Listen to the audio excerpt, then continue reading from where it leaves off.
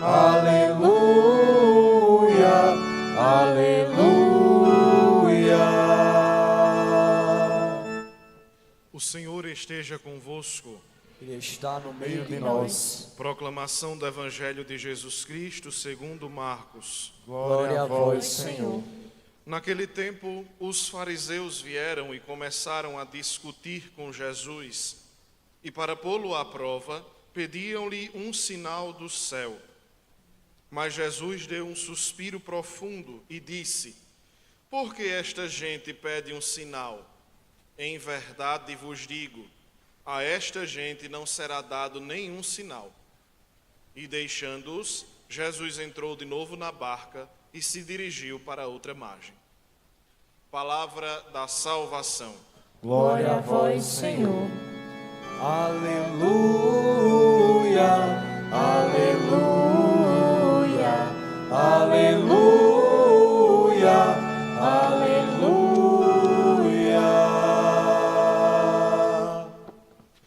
Louvado seja nosso Senhor Jesus Cristo. Para sempre seja louvado. Meus irmãos, minhas irmãs, para a gente entender esse curto evangelho de hoje, a gente precisa voltar um capítulo antes no Evangelho de Marcos, quando Jesus discute com os fariseus a questão sobre a pureza ritual, aquelas regras que eram exigidas.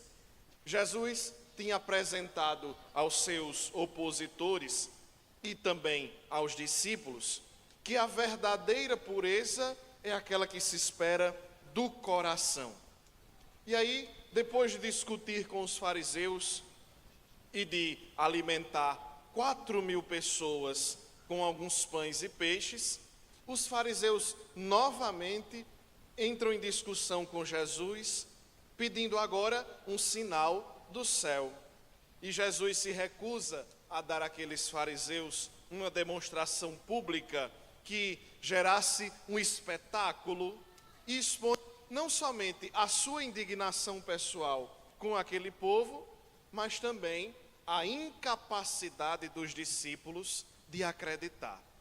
Por isso que o evangelho de hoje não é só dirigido aos fariseus, mas ele é dirigido a cada um de nós. Vejam, Marcos escreve que os fariseus vêm discutir Jesus para colocá-lo à prova. O modo como eles querem abordar Jesus lembra um pouquinho de má vontade. E se a gente for olhar bem, tem uma certa conexão com a tentação de Jesus, que a gente vai ler no Evangelho do próximo domingo. Eles querem colocar Jesus numa situação complicada, somente para tirar proveito, ou diria até achar um motivo para condená-lo. Ou seja, eles pedem a Jesus uma demonstração pública, espetacular, que confirmasse que ele era o Messias. É claro que eles esperavam que Jesus falhasse no teste, que era para poder ele perder o apoio. E veja como eles são exigentes. Eles pedem um sinal de onde? Do céu. Um sinal vindo de Deus. Aqueles homens tinham acabado de ver os sinais, tinha acabado de ver os prodígios, de ver os milagres, mas em nome de um segmento de fachada da religião, eles simplesmente fazem o quê? Fecham o coração. Fecham o coração e fecham a mente para entender as coisas de Deus. E percebam, eles não somente não acreditavam, mas queriam fazer de Jesus um mentiroso, um falso. Rejeitam a salvação que Deus mesmo mandou ao mundo. E esse é o pior pecado que pode existir. Como o próprio Jesus lembrou em outra passagem, é o pecado contra o Espírito Santo. O pecado imperdoável. Não é à toa que o que é que Jesus diz àquele povo? Que a vocês não vai ser dado nenhum sinal. O pecado contra o Espírito Santo não é somente por palavras, mas antes de tudo é recusar a salvação que vem de Deus.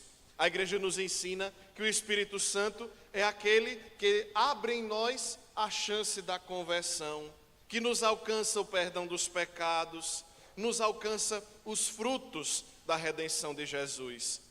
E aí, quando a gente fecha o coração, a gente se recusa a reconhecer o próprio pecado. É por isso que a gente chama de blasfêmia contra o Espírito Santo.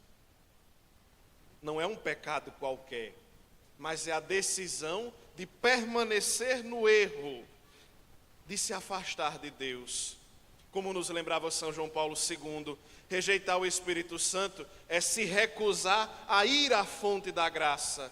Muito embora Deus nunca fecha as portas da graça, nem as portas da misericórdia para nós. Meus irmãos, quando o coração se endurece, quando o coração não aceita mudar de vida, impede a si mesmo de receber o perdão. Por isso, o maior perigo nosso não está na fraqueza. Não está na fraqueza.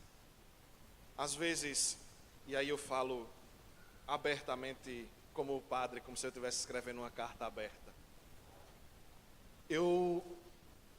Na hora da confissão, eu não gosto de ser duro com ninguém.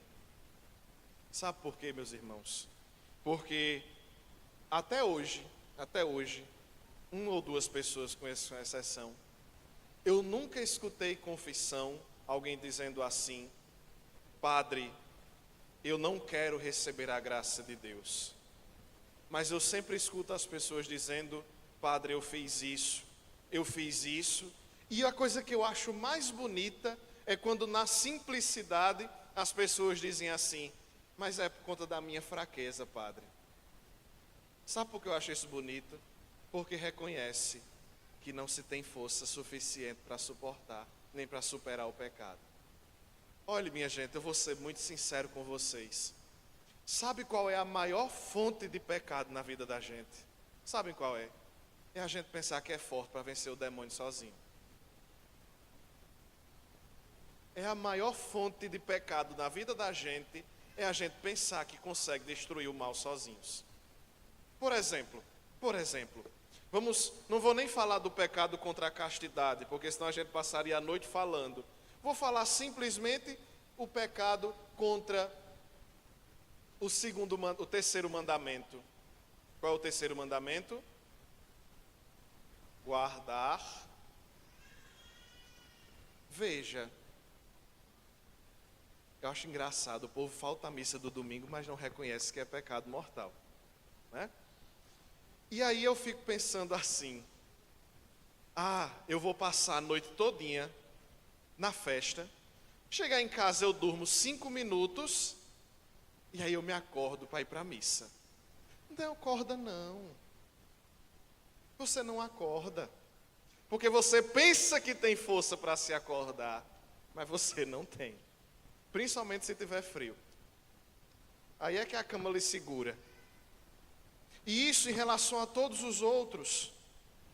Por exemplo, Jesus ontem falava no Evangelho 3 situações. Lembram? Primeira, questão de não matar. Segunda, questão da castidade. Terceira, segundo mandamento, questão do juramento. E Jesus era bem claro. Veja, você diz assim: não mate, certo? Mas se você tem raiva, você mata do mesmo jeito. Por quê? Por quê, padre? Se eu tenho raiva, eu mato do mesmo jeito. Porque se você tivesse uma arma na mão na hora da raiva, você matava. O pecado não é somente na hora da prática, não. O pecado começa aqui, ó. O pecado começa aqui. Por isso que Jesus diz: ouvistes o que foi dito, não matarás. Mas eu vos digo, se você se encoleriza, se você tem raiva do seu irmão, você peca do mesmo jeito. Porque é a mesma coisa. E olha, como a gente mata uma pessoa com a nossa língua, com as nossas palavras. Como a gente mata com as nossas palavras. E é tudo isso. Ou seja, às vezes a gente pensa que tem força sozinhos, aí faz o quê? Não reza, não pede o Espírito Santo, não pede a força de Deus para lidar com a nossa vida.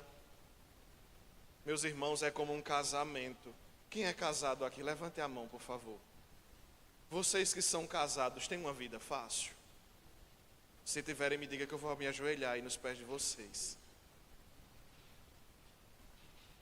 Não é ser casados sozinhos, é chamar Deus para a vida de vocês. Todo casamento que eu faço, eu sempre digo, olha, o casamento tem que ser a 3. Aí o povo já pensa que é da ruindade. Eu digo, não, é o esposo, a esposa e Jesus.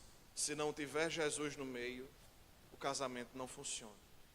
Se não tiver Deus na vida, nada funciona. Se não tiver o Espírito Santo, nada funciona. Agora, isso tudo acontece de forma concreta no dia a dia da gente. Quando alguém experimenta uma graça, uma cura, uma mudança de vida, mas prefere atribuir isso tudo ao acaso.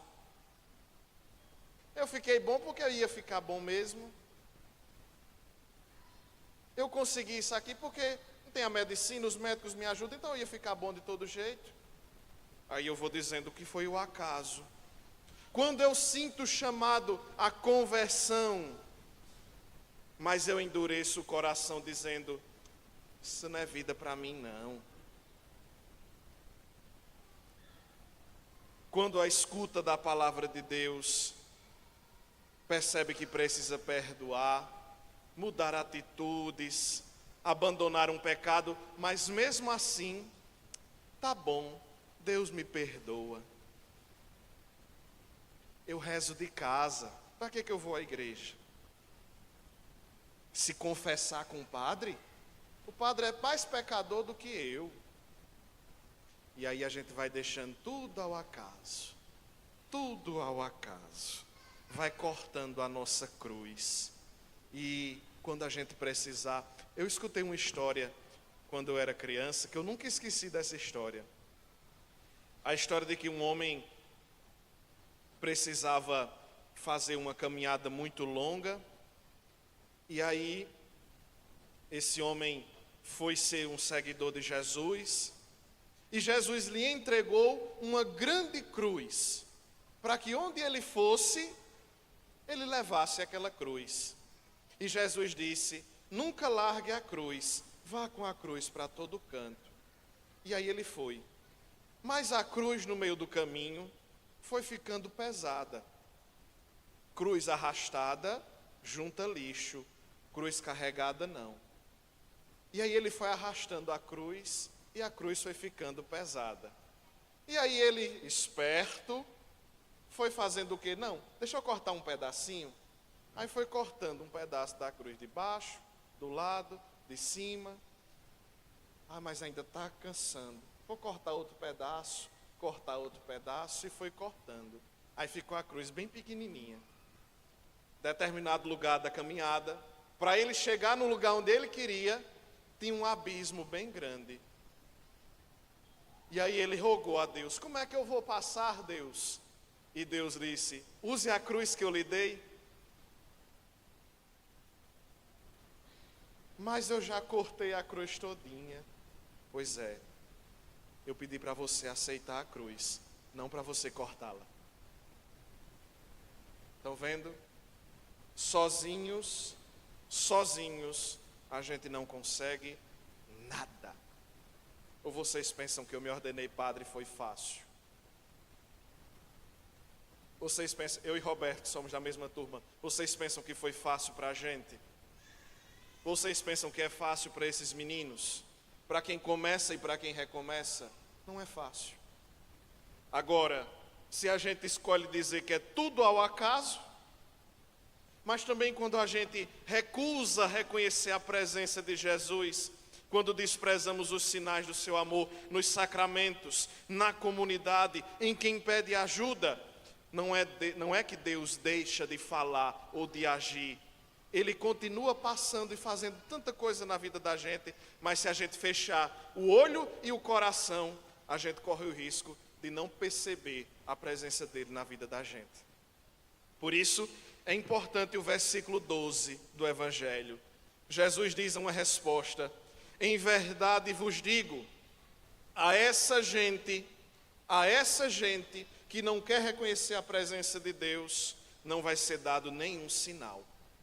Quando Jesus rejeita a eles o sinal, convida a eles e até a nós a saber ler a obra de Deus que acontece todos os dias na vida da gente. Como se Jesus olhasse para nós, inclusive para quem já está dormindo na homilia, e dissesse assim: não olhe somente para o céu, não olhe somente para o céu, olhe para a terra, para a realidade concreta, para a nossa vida de cada dia, e veja na terra a minha presença. Vamos voltar para o catecismo da gente? Lá no livro do Gênesis, diz que Deus nos fez como a sua. Graças a Deus, vamos ter que fazer o catecismo novamente. Deus nos fez a sua. Isso significa dizer: olhe para aí essa pessoa que está do seu lado. Olha que coisa linda. Tem uns que estão destoando, mas olha que coisa linda. Essa pessoa que está do seu lado é imagem e semelhança de Deus. Mas parece que a gente, para ver um sinal, tem que acontecer um evento grande, uma coisa pavorosa, para eu dizer: ali está Deus. Quantos milagres a gente... Estou lá em São João do Cariri, escuto milagre direto. Quantos milagres acontecem no dia a dia da vida da gente e a gente não percebe. Você acordou hoje, não acordou? Respirou? Você está vivo. Agradeça. Tem muita gente que hoje não acordou. É o milagre de Deus na vida da gente, de todo dia. O Evangelho propõe a gente uma fé concreta. Foi aqui nessa terra que Deus fez carne e montou a sua tenda entre nós. E aí, meus irmãos, entra a nossa resposta. Ontem a gente refletia no livro do Eclesiástico que Deus colocou entre nós a vida e a morte, o bem e o mal. Isso para dizer o quê? Nós temos tudo. Deus nos dá tudo. Mas a resposta quem dá somos nós. Deus nos dá tudo, tudo. Mas a resposta de bem ou de mal, de sim ou de não, aí cabe a gente responder. Foi o que Tiago disse na primeira leitura. Quando deveis passar por diversas provações, considerai motivo de grande alegria. Mas, o apóstolo é claro, mas é preciso que a perseverança gere perfeição. Não é uma exortação para suportar a prova, mas para que a gente chegue a uma vida perfeita, é preciso caminhar na fé verdadeira. Por isso, quando a gente vira os sinais de Deus, não vamos ser como aquele povo, os fariseus, que não acreditavam, mas vamos ser pessoas que, vendo os sinais, acreditam. Por isso que o apóstolo disse: peça, mas peça com fé, sem duvidar. Sem duvidar. Para terminar, que eu já falei demais, eu lembro de uma história que eu escutei Padre Léo contar. Padre Léo disse que havia um padre muito devoto e muito profundo na fé, que era padre de uma cidade onde não chovia. Era uma seca sem fim, uma seca tremenda. E aí o padre disse assim: olhe, quarta-feira nós vamos celebrar a missa lá no açude e nós vamos pedir a Deus uma chuva como nunca houve na história dessa cidade. E o padre, fervoroso. E aí, chegou a quarta-feira, o padre, antes de começar a missa, estava o açude cheio de gente, todo mundo querendo a chuva. Aí o padre, antes de começar a missa, já paramentado no altar, o padre olhou e disse: quem trouxe guarda-chuva, levante. Aí só uma velhinha lá no fim levantou o guarda-chuva. Aí o padre fez: vamos todo mundo embora para casa, porque se você não acredita no que você pede, você está no lugar errado. É isso. Se a gente não tem fé naquilo que a gente pede, vamos continuar sendo como os fariseus. Vê o milagre, mas não acredita. Vê o sinal, mas não acredita. Então que Deus nos dê a graça nessa Eucaristia que a gente está celebrando, que Deus nos dê a graça de ter um coração que acredite. Um coração que acredite verdadeiramente e que mesmo que o mundo inteiro vá contra, Deus está ao nosso lado para dizer: eu estou aqui, eu vou lhe dar, eu vou lhe ajudar, eu vou lhe ajudar a ser uma pessoa melhor. Desculpem a demora, louvado seja nosso Senhor Jesus Cristo. Para sempre seja louvado.